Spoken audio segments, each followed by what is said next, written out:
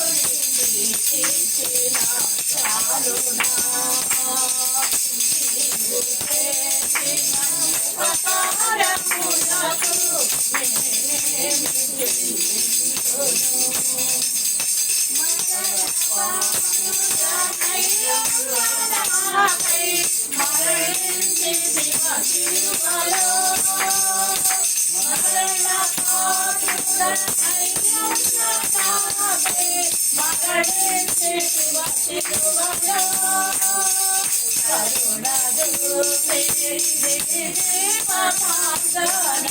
నడిపించుము యేసయ్యా కరుణ చూపే నీ జీవమాధారం నడిపించుము యేసయ్యా నీవు చేసిన ఉపకారములకు నేనే నిత్యసింతును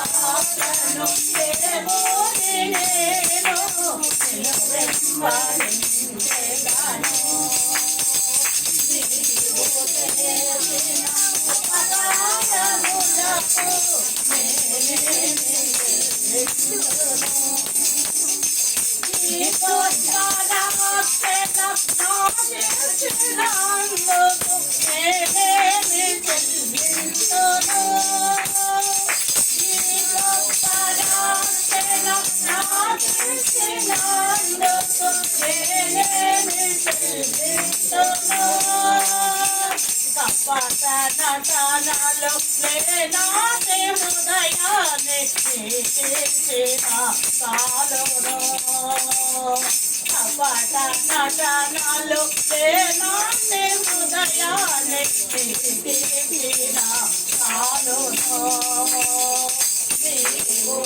హృదయాన్ని నాలో లేనాదే హృదయాన్ని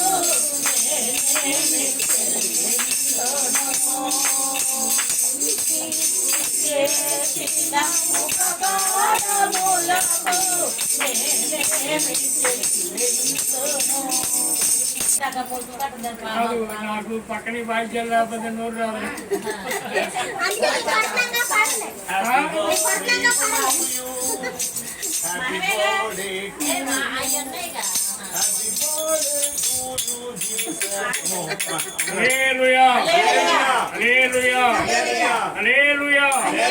దేవునికి మహిమ కలుగును గాక, మనందరికి ఆశీర్వాదం దొరుకును గాక. యేసయ్య రాని కష్టాలు తీరాలి మా ఇంట పునాది కన్నీరు. యేసయ్య రాని కష్టాలు తీరాలి మా ఇంట పునాది కన్నీరు. కారుణయా నీ కృపమాకు కారుణయా కారుణయా నీ కృపమాకు కారుణయా యేసయ్యా రాని కష్టాలు తీరాలి మా ఇంట పునాది కన్నీరు. పాపభారము మోసెను సిలువలో, నా పాపభారము మోసెను సిలువలో, పేదల బ్రతుకు కన్నీరే, నిరుపేదల బ్రతుకు కన్నీరే. యేసయ్యా రావాలి కష్టాలు తీరాలి మా ఇంట పునాది కన్నీరు. కారుణయా నీ కృప మాకు కారుణయా కారుణయా నీ కృప మాకు కారుణయా. నీ తోడు కావాలి, నీ నీడ కావాలి, నీ నీడలో నేను నడవాలి. నీ తోడు కావాలి, నీ నీడ కావాలి, నీ నీడలో నేను నడవాలి. దేవునికి మహిమ, మనందరికి ఆశీర్వాదము. లేఖనాలు మనం ధ్యానం చేసుకుందాం. రాసుకోండి, ఈ వచనాలు రాసుకోండి. కీర్తన గ్రంథము 18వ అధ్యాయం 118వ అధ్యాయం 118వ అధ్యాయం 24, 25, 26 వచనాలు. ఆ మధ్యలో పాస్టర్ గారు చదువుతారు, మీరు రాసుకోండి. చదువు. 118, 24, 25, 26 వచనాలు. ఇది యెహోవా ఏర్పాటు చేసిన దినము. ఇది యెహోవా ఏర్పాటు చేసిన దినము. దీని యందు మనము ఉత్సహించి దీని యందు మనము ఉత్సహించి సంతోషించదము. యెహోవా దయచేసి నన్ను రక్షించుము. యెహోవా దయచేసి నన్ను రక్షించుము. యెహోవా దయచేసి అభివృద్ధి కలిగించుము. యెహోవా దయచేసి అభివృద్ధి కలిగించుము. యెహోవా పేరట వచ్చువాడు ఆశీర్వాదమందును గాక. యెహోవా మందిరములో నుండి మిమ్మల్ని దీవించుతున్నాం. ఇక్కడ చదివిన లేఖన భాగంలో దేవుడు 2 ప్రస్తావమైన వాక్యాలు తీసుకొచ్చారు. ఒకటి కుటుంబానికి సంబంధించింది, రెండోది కుటుంబానికి వచ్చిన మరి సహోదరుల గురించి 2 మాటలు దేవుడు మనకు సెలవిచ్చారు. ఒకటి నెంబర్ 1 చూడండి, ఇది యెహోవా ఏర్పాటు చేసిన దినం. మీరు కాదు, ఎవరు చేశారు? ఇది దేవుడు ఏర్పాటు చేశాడు. ఈ రోజు మీ ఇంట్లో మరి యొక్క చిన్న స్థుతి కూటంగా ఏర్పాటు చేసుకుంటే ఆశీర్వాదమైన, దీవెనైన, కృపయంబడి కృపవరాలైన మనం పొందుకోవచ్చు అని చెప్పి దేవుడు ఏమన్నారంటే, ఎవరైతే నా పేరట 2, 3 కూడి ఉంటారో వారి మధ్యలో నేను ఉంటాను అన్నారు. కాబట్టి అందుకని అంటున్నాడు ఆయన, ఇది యెహోవా ఏర్పాటు చేస్తున్న దినము, దీని యందు మనము ఉత్సహించి సంతోషించదు. గట్టిగా తప్పులు కొట్టమంటారు, సంతోషించాలి. ఏం చేయాలి? సంతోషించాలి. సంతోషంగా ఉండాలి. అది లేదు, ఇది లేదు, అది లేదు, ఇది లేదు అనే పాట మన ఇంట్లో అన్నిలో ఉంటుంది. నువ్వు ఎంత కోటీశ్వరురాలు అయినా, ఏమీ లేకపోయినా, అది లేదు, ఇది ఉందా అనేది ఎప్పుడు కూడా జరుగుతూ ఉంటాయి. కాబట్టి ఎప్పుడు మనం ఎలా ఉండాలి? సంతోషంగా ఉండాలి. సంతోషమే మానవుడికి సగం. దేని గురించి కూడా మనం చర్చించకూడదు. దయచేసి నేను చెప్తున్నాను, దేని గురించి కూడా మనం చింతించకూడదు. ఎందుకంటే మనము పుడతా ఏమీ తీసుకురాలి. అసలు గారు అర్థమైందండి, పుడతా మనం ఏమీ తీసుకురావాలి. వెళ్ళేటప్పుడు కూడా మనం ఇక్కడి నుంచి ఏమి కూడా మనము తీసుకువెళ్ళలేము. అందుకని దేవుడు మనకి సెలవిచ్చిన మాట ఉత్సహించి సంతోషించండి, నెంబర్ 1. తర్వాత రెండో మాట ఆయన ఏమంటున్నారంటే, యెహోవా దయచేసి రక్షించుము. ఏమన్నారు? యెహోవా దయచేసి నన్ను రక్షించుము. తర్వాత ఏమన్నారు? యెహోవా దయచేసి అభివృద్ధి కలిగించుము. ఒకటి రక్షణ, 2 అభివృద్ధి. అభివృద్ధి అంటే మన కుటుంబంలో సంవత్సరం వరకు అభివృద్ధి చూడాలి. విషయం చెప్పిన మీ అందరూ చాటుగా, ప్రపంచంలో గొప్పవాళ్ళు ఎవరో తెలుసా? ఎవరు మాస్టర్? మార్వాడీస్. ఎవరు? మీరు ఎక్కడైనా చూడండి, అప్పుడు ఈనుతుడు వాళ్ళు ఎక్కడ ఉన్నా 10 కుటుంబాలు ఉన్నా, 5 కుటుంబాలు ఉన్నా, 20 కుటుంబాలు ఉన్నా ఒకే చోట ఉంటారు. 2 వారి షాపుల్లోకి మీరు వెళ్ళండి, చిన్నపిల్లలైనా పెద్దవాళ్ళనైనా సరే చాలా గౌరవంగా పిలుస్తారు. మీరు గమనించారు లేదు? ఎక్కడ దాకా దినేష్ గారు నాకు బాగా బెస్ట్ ఫ్రెండ్. ఆయన ఫ్యాన్సీ కొట్టాయన. ఆయన చూపులకి ఏమీ లేని వాళ్ళకి కనిపిస్తాడు. వాళ్ళు ఉండటం కూడా ఎందుకు ఉంటారండి, అలా సింపుల్గా ఉంటారు కానీ ఎక్స్ట్రా ఉండరు. సుమారుగా 100 కోట్లు ఆస్తిపరుడు ఆయన.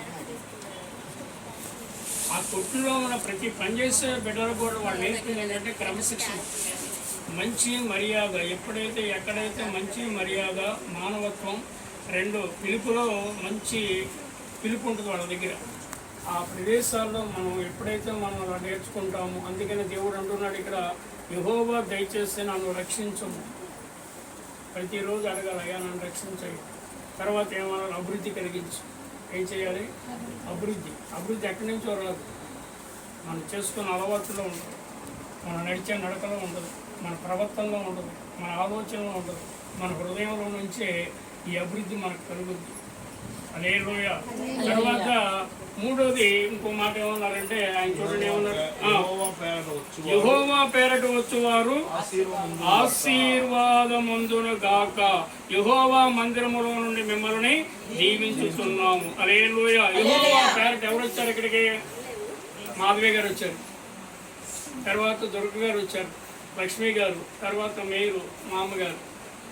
ఇప్పుడు మీరంతా ఎవరి పేరట వచ్చారు ఇక్కడికి? యెహోవా పేరట. యెహోవా పేరట వచ్చిన వారికి దేవుడు ఏమన్నాడు? మిమ్మల్ని ఆశీర్వదించి పంపిస్తానన్నాడు. ఏమన్నాడు? ఆశీర్వదించి పంపిస్తానన్నాడు. కాబట్టి దేవుని దగ్గర రావటం వల్ల మనకి ఎప్పుడు కూడా ఆశీర్వాదమే, దీవెనలు ఇస్తారే కానీ ఆయన మన ఎంత మాత్రము విడిచిపెట్టడు. హల్లెలూయా. యేసు ప్రభు ఈ లోకానికి వచ్చి సర్వ మానవాళికి నేర్పింది ఏమిటంటే ప్రేమ. ఏమి నేర్పారు ఆయన? ప్రేమ నేర్పారు. 2 అక్షరాల ప్రేమతో 195 దేశాలను కైవసం చేసుకున్నాడు ఆయన. హల్లెలూయా. ఈ రోజున యేసుక్రీస్తు వారి దగ్గరికి ప్రపంచం అంతా కూడా ఆయన వైపు చూడగల కారణం ఏంటంటే ఆయన దగ్గరున్న పంక్చువాలిటీసు, ఆయన దగ్గరున్న క్రమశిక్షణ, ఆయన దగ్గరున్న ప్రిన్సిపల్ ఎవరి దగ్గర లేదు. హల్లెలూయా. ఆయన ఏం చేశారంటే ఒకరినొకరు ప్రేమించుకోండి అన్నాడు, ఒకరినొకరిని ప్రేమించుకోండి అన్నాడు, ఒకరికొకరు సహాయం చేసుకోండి అన్నాడు, ఒకరి పట్ల ఒకరు మిక్కటమైన ప్రేమ కలిగి ఉండండి అన్నాడు. హల్లెలూయా. కాబట్టి ఈ కుటుంబానికి దేవుడు సెలవిచ్చిన మాట ఏంటంటే 1 రక్షిస్తాను, 2 అభివృద్ధి పరుస్తాను. 1 రక్షిస్తాను, 1 అభివృద్ధి పరుస్తానని చెప్పి దేవుడు సెలవిచ్చాడు. తర్వాత మరొక మాట కూడా మీకు తెలియజేస్తాను. చూడండి, మత్తయి సువార్త 2వ అధ్యాయము. మత్తయి సువార్త 2వ అధ్యాయం.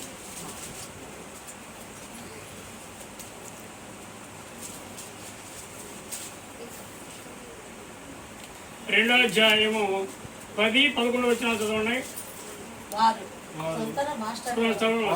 వారు ఆ నక్షత్రమును చూచి అత్యానంద భరితులై ఇంటిలోనికి వచ్చి తల్లి అయిన మరియను ఆ శిశువును చూచి సాగిలపడి ఆయనను పూజించి తమ పెట్టెలు విప్పి బంగారము సాంబ్రాణి గోళమును కానుకలుగా ఆయనకు సమర్పించరి. హల్లెలూయా. చూడండి, ఇక్కడ దేవుడు సెలవిస్తున్న మాట. ఆయన మత్తయి సువార్త 2:10 ఆయన అంటున్నాడు. చూడండి, వారు ఆ నక్షత్రమును చూచి ఏం చూస్తారట? మనం ఏం పెట్టాం అక్కడ? నక్షత్రం పెట్టాం. దేనికి గుర్తు నక్షత్రం? యేసు ప్రభు ఫలానా ప్రాంతంలో, ఏ ప్రాంతంలో పుట్టారు ఆయన? ఏ దిక్కులో పుట్టారు? తూర్పు దిక్కున పుట్టారు ఆయన. ఏ దిక్కనే? తూర్పు దిక్కున. ఆయన తూర్పు దిక్కున పుడతారని చెప్పి 700 సంవత్సరాల కిందట యెషయా ప్రవక్త ప్రవచనం చెప్పారు. 516 సంవత్సరాల కిందట పోతులూరి వీరబ్రహ్మేంద్ర స్వామి కూడా ఆయన కాలజ్ఞానంలో ఒక మాట రాశారు. ఏం రాశారంటే 516 సంవత్సరాల కిందట ఈ లోకానికి వీరభోగ వసంతరాయుడు పుడతాడు. ఎవరండి? వీరభోగ వసంతరాయుడు పుడతాడు. అతని వలనే పాప ప్రోక్షణ జరుగుతుంది తప్ప మరి ఎవరి ద్వారా కూడా పాప ప్రోక్షణ జరగదు. గొర్రెల రక్తమైనను, ఎడ్ల రక్తమైనను, మేకల రక్తమైనను, మనుషుల రక్తమైనను పాపము తీటివేయడం జరగదు. కానీ ఆ వీరభోగ వసంతరాయుడు యేసు ప్రభువు వారు గట్టిగా చప్పట్లు కొట్టండి. ఆ క్రీస్తు ఆ రక్తం వలన మనమంతా కూడా ఏమవుతామంటే నీతిమంతులుగా తీర్చబడతాం. తల్లి గర్భంలో పుట్టిన కాడి నుంచి మనము జన్మ పాపము, కర్మ పాపం, ఈ 2